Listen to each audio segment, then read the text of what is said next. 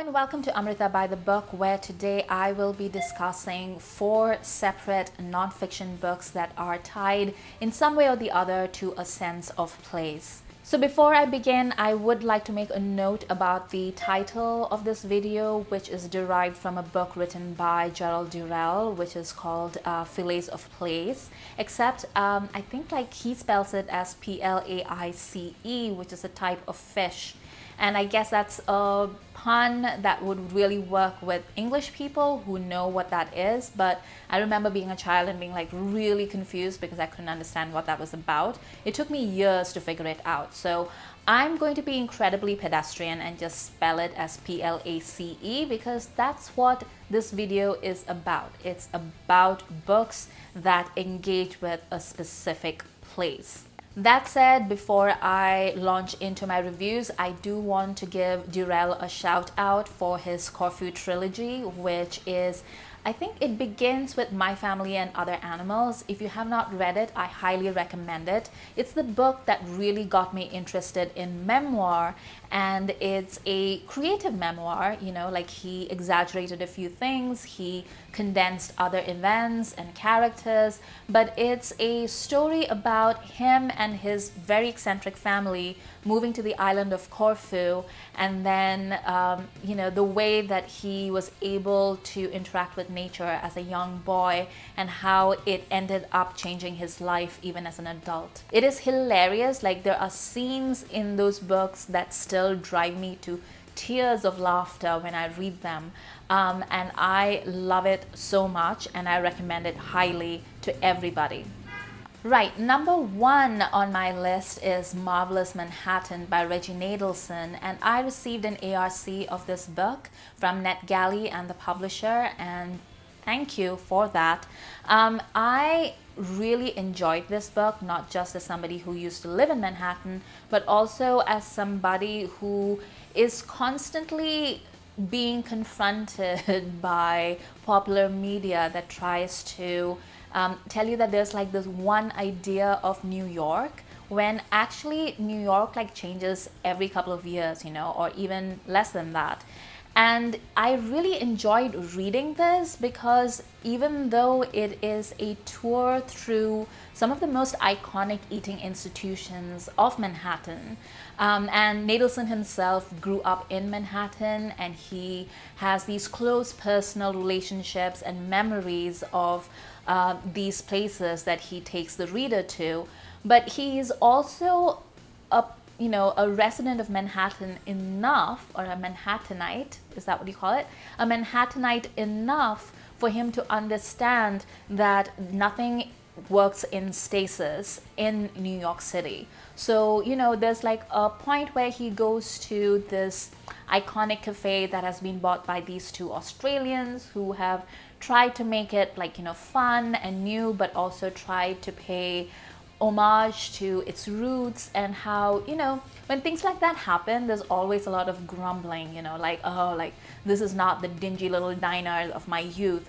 And he kind of makes the point that, well, yeah, there's always a turnover, and that's the price of living in a place like Manhattan, and such turnover is not always bad. New blood is basically what makes New York City, and Manhattan in particular, so great, because as the old gives way to the new, yes, there are things that break your heart about it, but there's also great value to be found in it. And that's a very Manhattan way of thinking, and I really enjoyed reading that.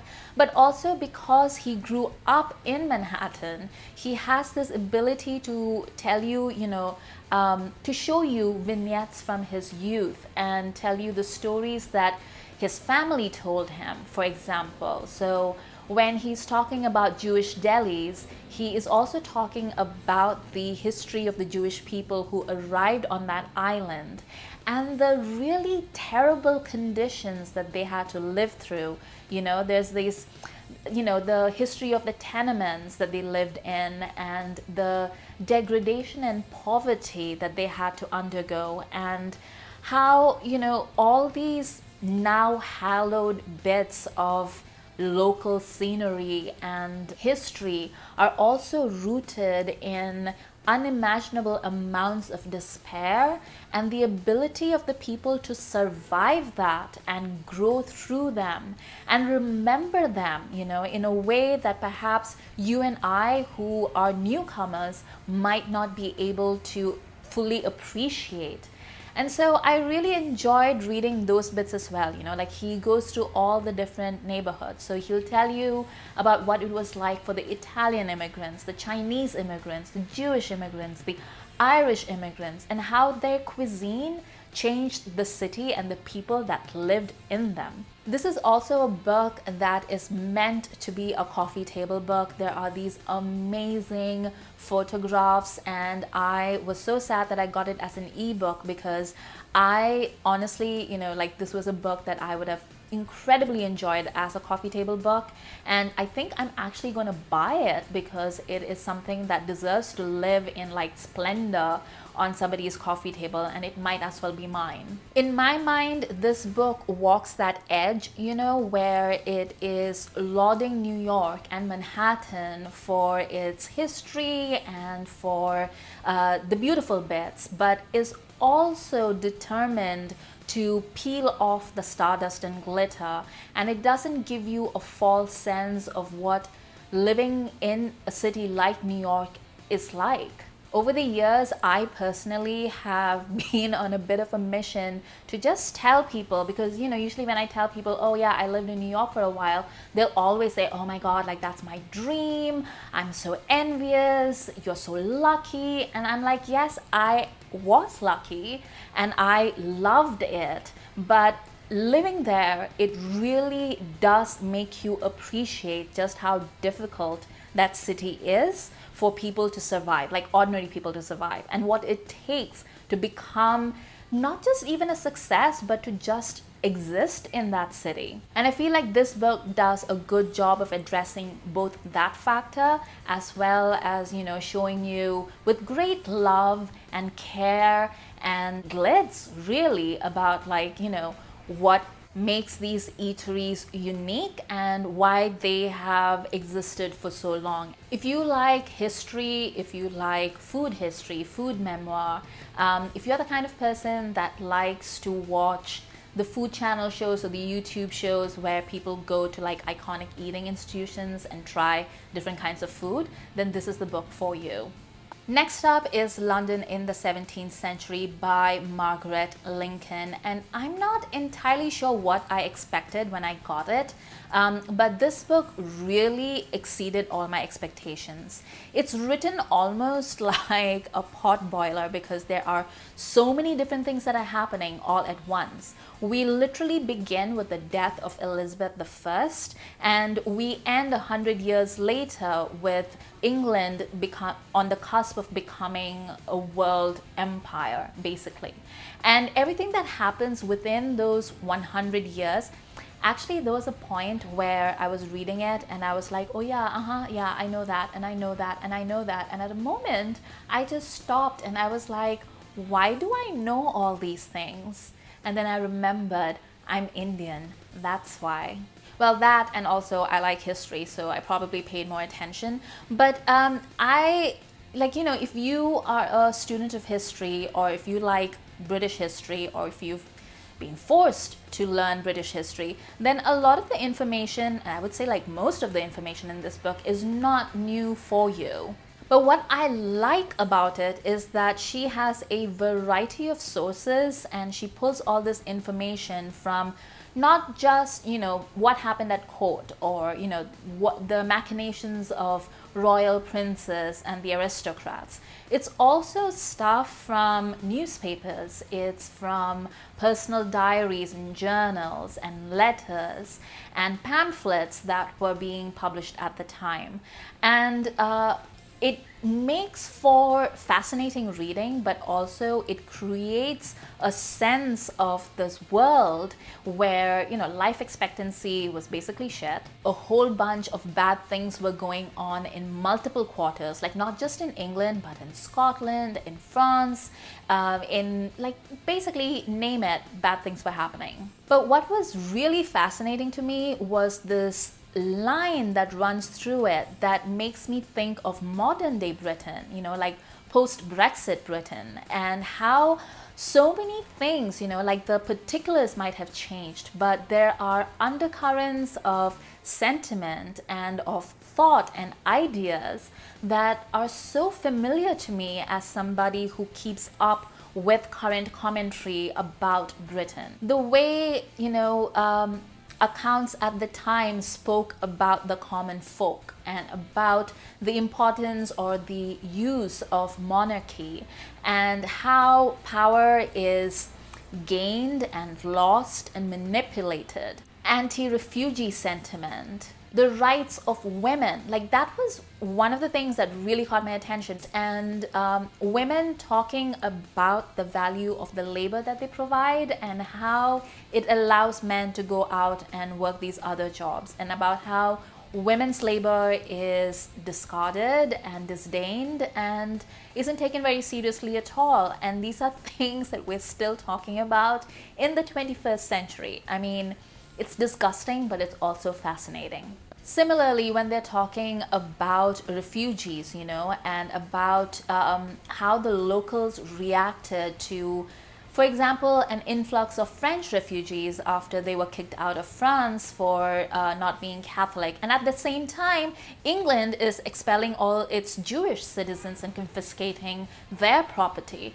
And there's so much stuff happening, Catholics are being hounded in England. I mean, there's tons of things that are happening with religion and with trade and with the monarchy. I mean, the monarchy at this time is in so much turmoil because the Stuarts are basically trash. I will never in a million years understand the nostalgia, shall we say, that some people have for the whole like Bonnie Prince Charlie thing, because I'm like, he was terrible. I don't even understand why people were so, but like, yes, I do understand a little bit having read this book, but the sentimental part of it, I don't understand still. I can understand the hard political imperatives that fueled the downfall and then the return of the Stuart kings and then again the downfall again, but the sentimentality of it. And I feel like this book does a really good job of addressing why the Stuarts and the monarchy in general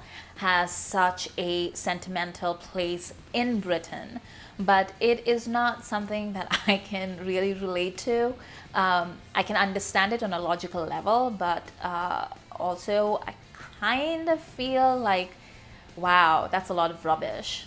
But it's a really great read in terms of seeing how Britain transforms, or England transforms from the way that it was during Elizabeth's time, which is kind of parochial, sort of infighting, still a tiny island in Europe, and then becoming the world power that it was on the verge of becoming at the end of that century. I mean, it's a fascinating story, and this book tells it so well. I really enjoyed it, and I recommend it to pretty much everybody.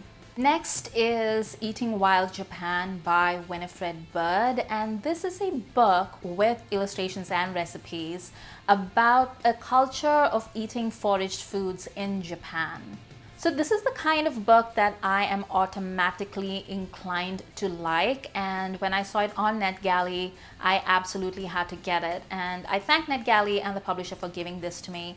And it's coming out on the 15th of April, I believe, and it's so interesting to me because I've been to Japan and I really enjoy Japanese culture, and I love the way that they practice it even today without being like weirdly fetishizing, because that's often my problem with discussing Japanese culture, is that so many people are weirdly fetishizers. I don't know what to call them, but they basically it's like they're always cosplaying, and it just makes me feel sort of icky and disgusted with myself, even if I'm not the one that is doing the fetishization. Because I'm Indian, and I, have often come across people who are not Indian who say like weird things about my culture and about my country, and they'll do it from a place of misplaced expertise. You know, like, oh, like I know what this is, and you're a bad Indian if you don't believe this thing. So while I was really interested in this book, I was also a little bit wary of reading it because I knew that this wasn't written by a Japanese person. This is a person who lived in Japan and was talking about something that a lot of people outside Japan are not or may not be familiar with, which is this culture of the most traditional Japanese delicacies being built of a foraging culture in which Japanese people will use wild grown vegetables, fruits, plants, you know, little things that grow wild, flowers, seeds, what have you.